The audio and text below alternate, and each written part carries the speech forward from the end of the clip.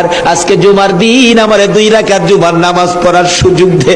ও নবীর উম্মতেরা, নবীর আশিকেরা, হুসাইনের আশিকেরা গো, এই 2 রাকাত নামাজ জুমার নামাজ ছাইরো না, আমার নবীর শাফায়াত নসিব হবে না। রক্তে লাল হইয়া যদি হুসাইন 2 রাকাত জুমার নামাজ পড়তে পারে গো, আজকাল থেকে কথা দিতে হবে জীবনে কোনোদিন জুমার নামাজ ছাড়তে পারবা না। জুমার নামাজ আদায় করতে সময়টুকুন দিলে নামাজ শুরু করে দিলেন, রুকু সিজদার কাজ শেষ করে তাশাহুদে বসে সালাম ফিরানোর আগ পর্যন্ত কাছাকাছি বসে বসে এই যে সৈন্যরা নামাজের ভিতরে প্রত্যক্ষদর্শীরা বলেন এক একটা করে তীর মারে হুসাইনের গায়ে।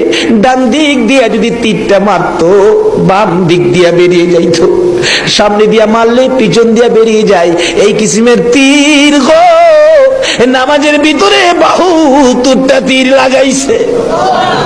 হুসাইন সালামটা ফিরাইয়া নানা গো কইয়া কালতে কালতে জমিনে গড়াগড়ি শুরু করে দিলে নিষ্ঠুর পাষাণ এই যদি সৈন্যের সীমার গলা কাইটা মাথা আলাদা করে নিয়ে গেছে।